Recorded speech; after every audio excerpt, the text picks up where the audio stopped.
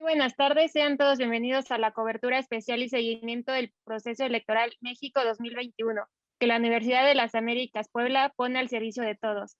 En esta ocasión se hablará acerca de la agenda legislativa prioritaria de acuerdo a las organizaciones civiles.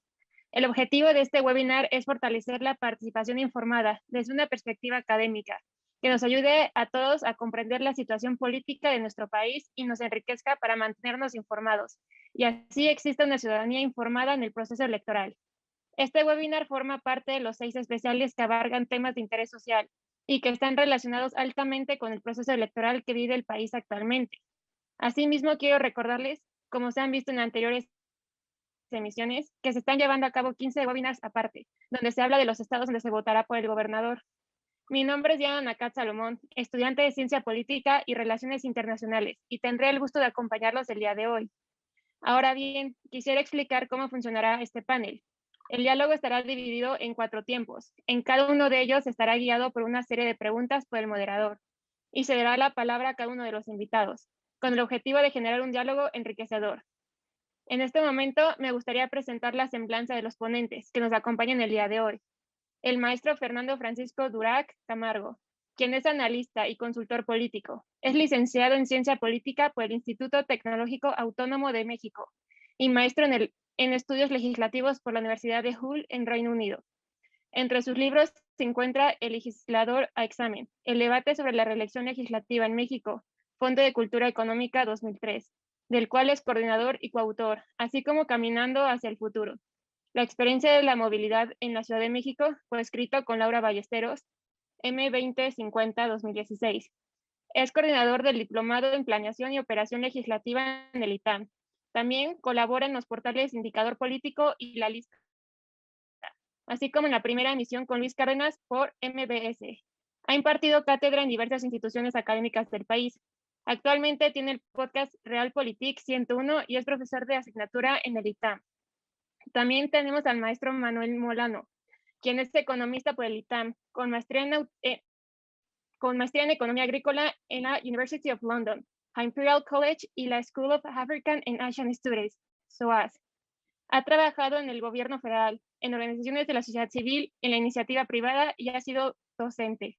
Actualmente es columnista en El Financiero y también es consejero en la Lawrence International Universities, México Unido contra la Delincuencia y en la sección latinoamericana del COMCE.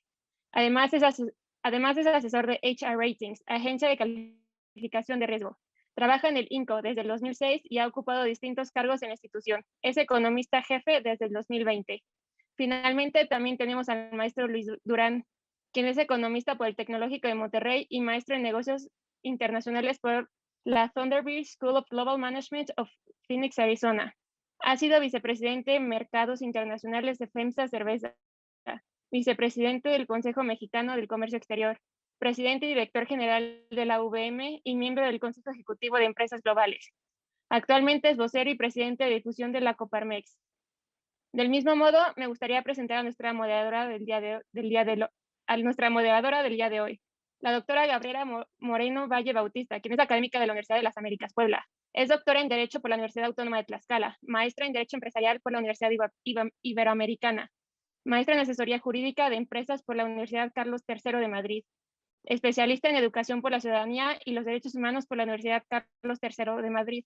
También es especialista en Derechos Humanos por la Universidad Complutense de Madrid y tiene una certificación en conflictos laborales por la OIT en Turín, Italia. Es integrante del GIM, Grupo Interinstitucional y Multidisciplinario que da seguimiento al cumplimiento de la alerta de violencia de género contra las mujeres en Puebla. Es ponente en los diplomados de Derechos Humanos y de Juicio Amparo organizado por la Casa de la Cultura Jurídica de la Suprema Corte de Justicia de la Nación, en las sedes de Puebla, Cuernavaca, Chetumal y Oaxaca. Cuenta con una experiencia de más de 17 años en el Poder Judicial de la Federación como secretaria de estudio del primer tribunal colegiado en materia de trabajo del sexto circuito. También es docente de la Universidad de las Américas Puebla, Instituto Tecnológico y de Estudios Superiores de Monterrey, Puebla. Sus áreas de expertise son derechos humanos, juicio de amparo, derecho constitucional y derecho laboral. La tiranía de la ignorancia a la que nos han sometido en nuestro Congreso. Estamos viendo un sistema de partidos que colapsó, un presidente que no le importa el Congreso, creo que no lo entiende, salvo para dos cosas. Uno, instrumentar iniciativas altamente simbólicas que apuntalan su discurso de legitimidad, energía, dos o tres cosas más. Y dos, captura de órganos autónomos a través de los poderes de nominación del Congreso. Estamos viendo realmente cómo la oposición no sabe qué pasó en 2018. Tenemos una oposición que no ha utilizado las herramientas que tiene a su disposición. El proceso legislativo da un arsenal de oportunidades a la oposición, aun cuando no pueda aprobar nada, sí para plantear una alternativa. No hay una discusión previa de los debates públicos. La oposición reacciona cuando ya existen dictámenes, por lo general.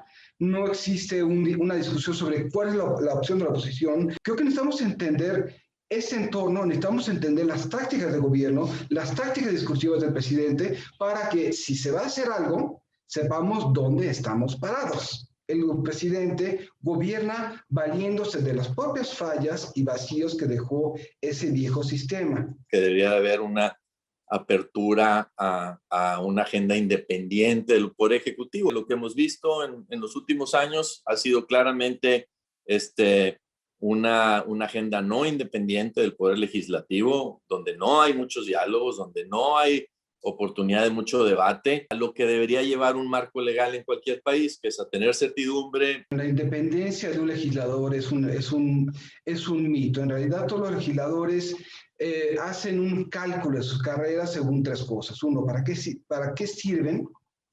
Algunos son buenos oradores, otros son buenos técnicos, otro es qué quieren hacer. Quieren quedarse 3 años, 6 años, 12 años en una cámara, en cada senado, ser gobernadores. Y tercero, ¿quién determina la continuación de sus carreras? Y en todos los países es una combinación del partido político y electorado. A partir de este año, vamos a empezar a nivel federal y en algunos estados como Puebla y la Ciudad de México a evaluar a través de desempeño. Y aquí podemos empezar a pensar cómo pueden los legisladores ajustarse a una agenda nuestra. Es decir, la independencia en sí mismo, que salga una persona y diga soy independiente, es un escenario que no ocurre en ningún país. Todo depende de que también entendamos cómo funcionan las instituciones, que también sepamos leer las reglas del juego y que también somos nosotros como ciudadanos y ustedes como estudiantes capaces de leer las reglas del juego y establecer una estrategia eficaz. La agenda prioritaria va a ser la agenda del gobierno, nos guste o no. Es decir, por más votos que vaya a ganar la oposición, en este momento el escenario realista es que le van a arrancar a Morena la mayoría calificada. Y si eso se suma, que pueda ganar la oposición unos 18 de congresos locales, van a ser un punto de veto para reformas constitucionales. Pero la agenda que se va a promover fuera de Morena va a ser una agenda reactiva, no proactiva. El tema no es qué agenda van a presentar, sino a partir de la agenda que tenga el presidente o que tenga Morena, comenzar a decir, oigan, hay cosas válidas, hay cosas que no son válidas. El reto para mí de la oposición es entender al presidente, entender el momento y saber cómo envenenar o cómo vender al ciudadano una alternativa creíble. Y en mi opinión es muy difícil que haya una alternativa creíble si no hay autocrítica. Si nosotros como país, a través de nuestras leyes, no somos capaces de reconocer que hubo una tragedia como la que hubo en este país en los últimos años y no dirigimos recursos que sean específicamente atendiendo lo que ha ocurrido en el sector turismo, por decir un sector donde claramente pues ha sido golpeadísimo y todos sabemos la importancia que tiene el sector turístico para México.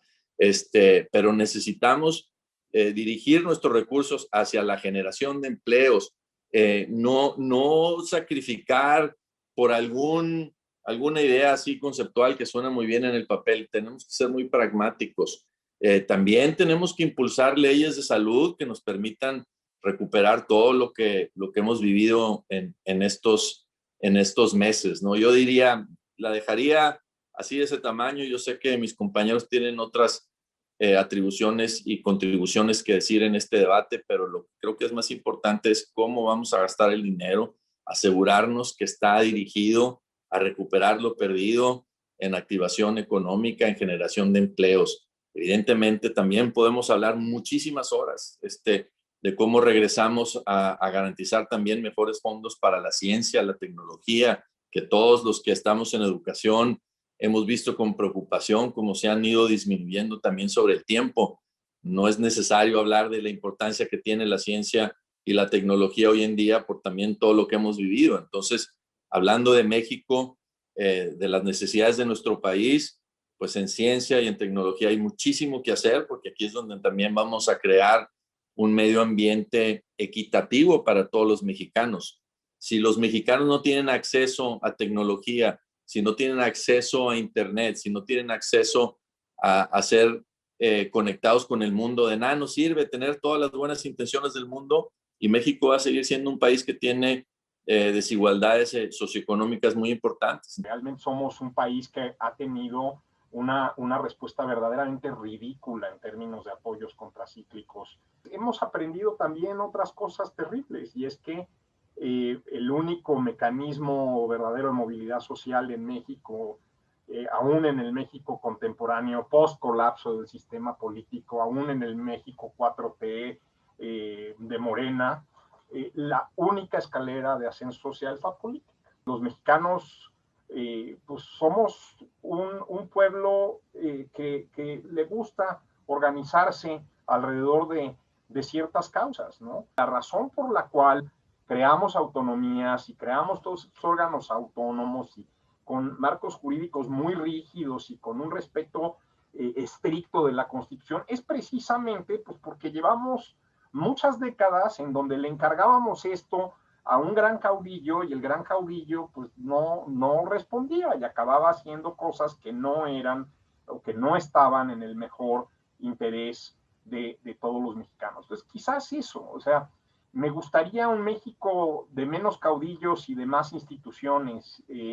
Los países que le apuestan a los caudillos normalmente no tienen una apuesta correcta, normalmente acaban en algún tipo de conflicto armado, de conflicto civil, de desorden perpetuo, del cual es muy difícil recuperarse, ¿no? Me puedo ir haciendo opiniones de lo que es mi realidad. Aquí es donde las comunidades locales tienen que tener un punto de vista, tienen que buscar lo que son sus intereses en esa localidad, en esa realidad que cada uno de nosotros vivimos. No se necesita tampoco estar buscando los grandes ideas y proyectos espectaculares. Me gustaría que un día llegue a un gobierno en México en donde pues me dejen a mí hacerme cargo de mi pobreza y que ellos se hagan cargo de que no me maten en la calle. A eso hemos condenado nuestras democracias. El defecto de nuestras democracias probablemente es como una especie de tecnocracia, de defecto de la tecnocracia de los 50,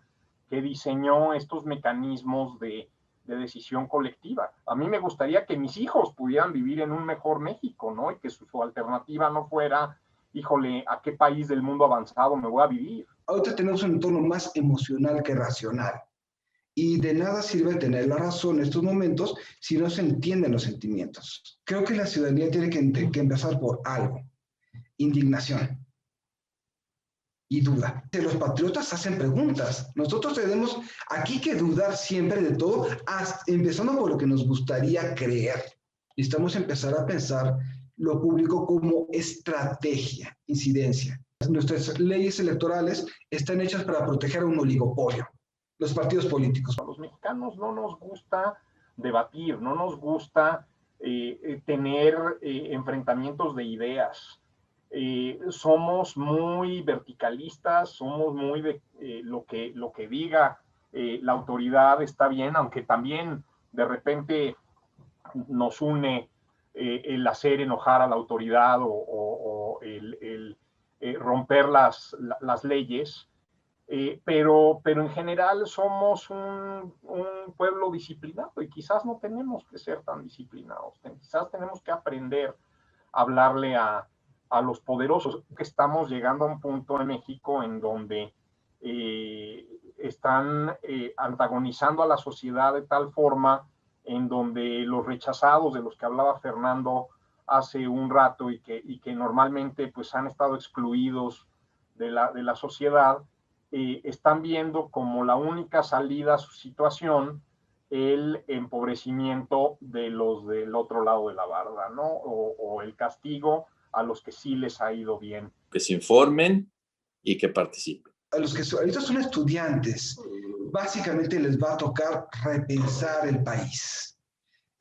Vamos a atravesar a partir de las elecciones de este año hasta 2030, 2033, un periodo de replanteamiento muy severo, y eso va a implicar sobre ellos. ¿Se pueden reinventar las cosas? La reinvención solamente existe cuando hay problemas inéditos y no hay antecedentes claros sobre eso. La Universidad de las Américas Puebla agradece la participación y asistencia de los comentaristas Fernando Francisco Duboc Camargo, Manuel Molano y Luis Durán, a la moderadora, la doctora Gabriela Moreno Valle Bautista, y al público en general.